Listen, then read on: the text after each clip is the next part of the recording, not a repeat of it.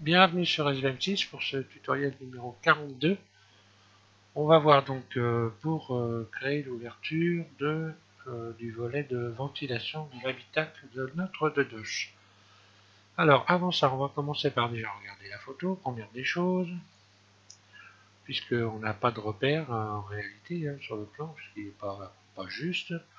Donc on va commencer à prendre quelques repères. Ici on voit déjà entre le bord ici de cette partie-là du volet et le bord ici de votre caisse, on voit bien qu'il n'y a pas une largeur très importante. Il faudra tenir compte de ça. Et puis si on regarde les deux caoutchoucs, grosso modo ici le caoutchouc du pare-brise et puis la distance qu'il y a entre le bord ici du caoutchouc du volet, on voit que la distance est sensiblement la même. Donc on va avoir une ouverture à faire un peu plus grande ici que l'ouverture du pare-brise, puisque quand on aura ajouté ici le caoutchouc, il faudra qu'on vienne quasiment au bord. Et là pareil, donc on va ouvrir légèrement plus ici le volet. Donc ce volet, donc on a une partie de caoutchouc, on voit que le caoutchouc ici, on peut observer qu'il est plus large en haut qu'en bas, et que par-dessus on va rajouter une barre métallique. Vous allez pouvoir télécharger la texture d'ailleurs qui va avec, puisque j'ai fait une texture exprès pour ces petites pièces, pour avoir un effet correct. Cette texture, vous allez pouvoir la télécharger, elle vous servira donc ici pour tout ce qui est petites pièces comme les gouttières, les bords, les tours ici de fenêtres qui sont sur les côtés, ici aussi les essuie-glaces. Donc on voit comme repère, pour se repérer, on voit ici le bord du caoutchouc qui arrive à peu près au niveau où commence l'arrondi ici de cette partie de la caisse. Je vous avais dit que cette surface n'était pas importante, vous voyez, ça confirme ce que je vous ai dit. Ici on n'a pas une surface très importante, et si on s'était fié au plan, évidemment on aurait une surface beaucoup plus grande. Donc attention, visuel en premier, plan second. Comment on pourra se repérer? Donc on va faire déjà une ouverture approximative, puis après par la suite vous allez pouvoir la positionner correctement, puisqu'on pourra la déplacer assez facilement. Je vous ferai voir comment, surtout pas se tromper, surtout pas avec les flèches de déplacement, sinon ça va être la catastrophe pour vous, je vous le dis tout de suite. Ici donc on pourra, quand on aura modélisé, donc sur le prochain tuto vous allez modéliser le caoutchouc du tour du pare-brise, et une fois que vous aurez installé ce caoutchouc là, vous pourrez ensuite positionner correctement, trouver correctement ici la bonne distance. Ici on voit sur la carrosserie, alors là on ne voit pas très bien, bon, moi j'ai eu la chance d'avoir une dedoche, donc je sais que cette partie là ici de la carrosserie est légèrement enfoncée vers l'intérieur pour que ici le volet vienne à plat sur la carrosserie. Donc on retournera légèrement les bords ici pour avoir cet effet, ce petit effet d'arrondi qui est là, qu'on voit ici très légèrement. Donc on va créer cette ouverture. Avant, je vais quand même vous donner ce que j'avais promis. Donc je vais vous faire voir le travail de Lionel, qui modélise en même temps que nous, sa 2 chevaux, donc Lionel qui nous fournit le support photo. Donc voilà où il en est en ne s'étant jamais servi de Blender. Donc les résultats sont parlants. Donc ça veut bien dire que si on observe un minimum la bonne façon de faire les choses, en ne s'étant jamais servi de Blender, on peut réaliser ce modèle. Donc c'était pas une utopie. Voilà, je vais donc pas aller plus loin avec ça. Je vais passer directement maintenant aux explications. Ce que vous allez modéliser, évidemment, c'est ça. L'ouverture que vous allez créer, c'est ça. Donc pour détailler un petit peu quand même, je vais fermer la porte parce que j'ai du bruit, désolé. Donc pour cette ouverture, on voit le maillage, je vais simplement déplacer ici ces lignes de vertice ici hein, pour pouvoir ici créer les bords en arrondi. Allez, on passe à la suite. Maintenant, on va donc voilà, normalement vous êtes censé en être là. Donc je vais sélectionner, elle est déjà sélectionné ma caisse. Je vais inverser la sélection, CTRL I. Voilà, je vais faire H, comme ça il ne me reste plus que ma pièce. Soit vous faites CTRL I, soit vous allez ici dans sélectionner, je le rappelle, inverser la sélection. Ce qui vous permet de cacher toutes les pièces d'un seul coup, comme ça. Vous sélectionnez donc la pièce que vous voulez garder sur le tableau, vous inversez la sélection, vous faites H. Et il vous reste que votre pièce. Donc je passe ici en mode Edit. Et je vais me servir de cette première rangée ici d'arrêt, cette première rangée d'arrêt que je vais sélectionner. Alt, clic droit, qui détermine ici l'arrondi qui est ici. Donc on voit bien, voilà, je vais stresser ça. Donc c'est elle qui permet, si je fais double G, de créer l'arrondi. On fait l'arrondi, on a vu que ça donnait à peu près quelque chose comme ça. Donc le caoutchouc, lui, va venir ici au début de l'arrondi, on est bien d'accord. Et puis notre petite fenêtre ici, notre volet, va être un peu plus grand que l'ouverture évidemment du pare-brise. Donc je rajoute un rayon ici. Et je positionne comme ceci à peu près, approximativement. On pourra de toute façon le régler par la suite. Donc ça n'a pas une immense importance, encore que pas non plus mettre ici, hein, pas le mettre au bord. Voilà. Choisissez comme ceci ce type d'écart. Vous allez ensuite vous mettre en mode face, vous supprimez. Que je réfléchisse quand même. Non. Hop. Vous sélectionnez ces deux vertices là. Vous allez les faire glisser, double G, donc légèrement plus important que le pare-brise là-haut. Ici donc ça sera le bord de l'ouverture du volet. Et ici le caoutchouc, et grosso modo on respectera, d'accord, on respectera à peu près la distance qu'il y a entre le volet et le bord. Je crois que même, je vais peut-être même le faire glisser encore une fois, un petit peu plus. Ça devrait être pas trop moche.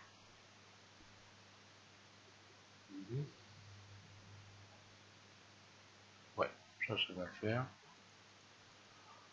Vous allez pouvoir réaligner ensuite en sélectionnant tout comme ceci. Vous sélectionnez ces trois vertices là par exemple.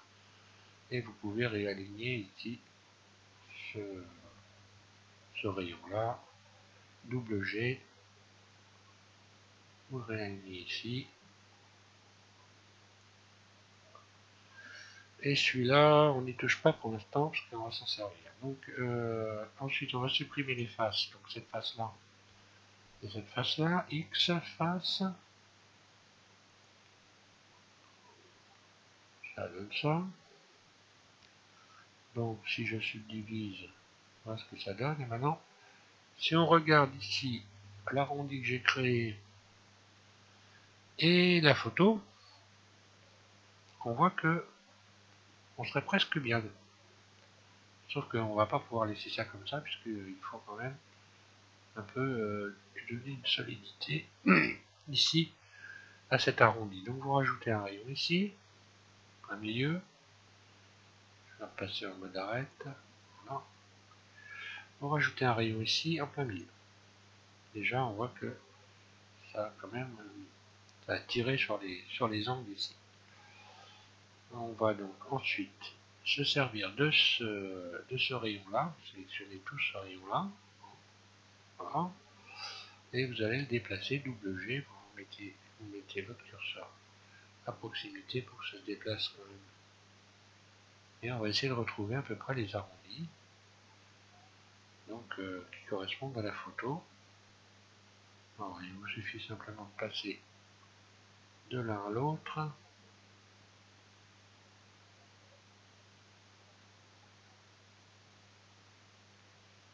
Bon, là, ce serait à peu près correct. Hein. Ensuite, on va pouvoir sélectionner ce vertice-là pour venir ici revoir l'arrondi pour qu'il soit le même ici. Donc, je vais faire double G pour obtenir le même arrondi. Je vais me rebaser sur ma photo. Ouais.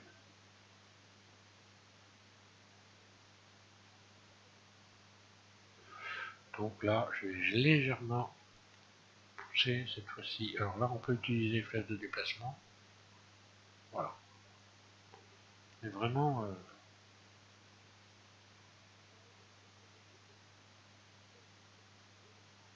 parce que là, on voit sur la photo qu'en fait, il n'y a pas une ligne plate ici. Hein. On est toujours dans un... Il n'y a rien de droit ici. Hein. C'est toujours arrondi. Donc, on va faire pareil sur l'ouverture. Là, donc là, ça correspond. Il n'y a rien de... Et puis ensuite, on pourra toujours relayer l'ouverture en sélectionnant tout cet ensemble de vertices. Vous pouvez utiliser les flèches de déplacement. Sur la largeur, mais pas sur la hauteur. Vous pouvez vous servir ici que de cette flèche verte. Voilà. Vous pouvez donc, une fois que vous avez fait ça, complètement remettre votre maillage comme il faut. Vous sélectionnez tout cet ensemble de tout ce rayon là, vous supprimez ce vertice là, vous faites double G et vous remettez tout ça bien droit. Voilà, on fait pareil à côté, c'est double G et on va pouvoir remettre tout ça comme ça. On va faire un bel alignement. Toujours on regarde s'il n'y a rien sous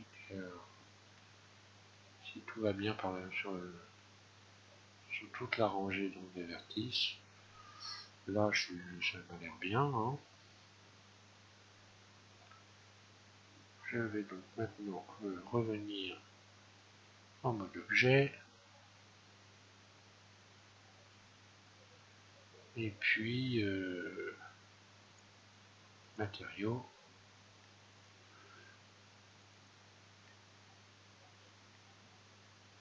Voilà ce que ça donne. Voilà, il n'est pas stressé. Hein. Voilà ce que ça donne ici. Ici, on s'en fiche. Ça va se remettre en place quand on va avoir appliqué donc le modificateur mirror ou miroir.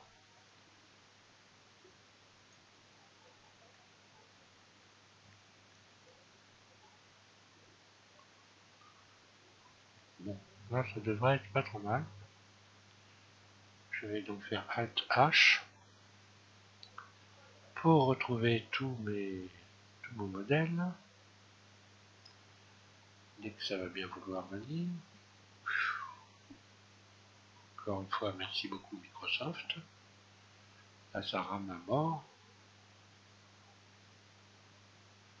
Ça. Alors vraiment, je trouve une solution avec ça.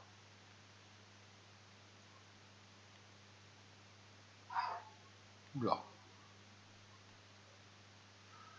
Donc, que dire de plus?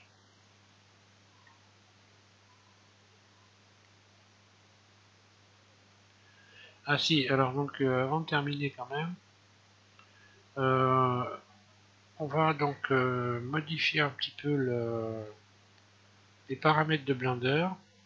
Vous allez vous mettre dans un système métrique, puisque je vais mettre en vite dessus. Voilà. Les carreaux, en réalité, ne mesurent pas 1 mètre par 1 mètre, et c'est une unité Blender. Et on va faire en sorte que vous ayez un système métrique qui corresponde donc à notre système métrique européen, je veux dire.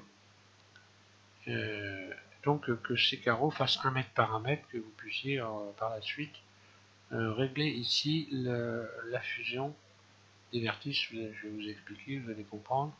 Vous allez dans le tableau ici, vous cliquez ici sur cette icône, où vous avez un cylindre, une sphère et un cube, et vous tombez ici sur cette fenêtre. Normalement, si vous n'avez rien touché depuis le début, ici vous avez écrit aucun. Ce qui est aucun correspond au système métrique de Blender, donc là ça ne fait pas 1 mètre. Vous cliquez ici sur métrique, et à partir de là, vous allez pouvoir taper les mètres, les centimètres, les millimètres, et tout ce que vous voulez. Donc Blender va comprendre ce que vous voulez exactement. Vous retournez ici, donc dans vous cliquez sur l'icône des modificateurs, puis sur le modificateur miroir, vous allez ici taper 1 mm. Donc un clic gauche, là, imaginons c'est 0, hein, vous tapez 1 mm. Voilà, à partir de là, quand vous allez vous servir du système métrique, vous pourrez taper des centimètres, des millimètres. Ce qui va nous servir évidemment là, c'est pour le mode de fusion, hein, c'est la limite de la fusion, donc à partir d'un millimètre, votre modèle sera fusionné. C'est-à-dire que si vous rapprochez ici des arrêts, des vertices ou quoi que ce soit au niveau ici donc du centre de notre empty là, à partir d'un millimètre, ils seront fusionnés. Voilà. Donc voilà, j'aurais plus à vous dire pour ce tuto là. Je vous ai dit que je ferai des petits tutos courts. Et c'est donc ce que je vais faire. Je vais m'arrêter là. On va modéliser donc dans le numéro 43. Vous allez modéliser le caoutchouc du tour de pare-brise. Et ensuite, on modélisera dans le 44 le caoutchouc et le volet de l'aération. Donc ce volet sera libre, on va pouvoir l'ouvrir et le fermer. Hein. Je vous expliquerai tout ça en temps voulu. Donc la partie métallique et le caoutchouc. Voilà. Je vous remercie de suivre mes tutos. Et puis j'espère pour vous que ça se passe bien encore une fois. Hein. Et donc je vous invite à regarder le prochain tutoriel numéro 43. Voilà. Merci.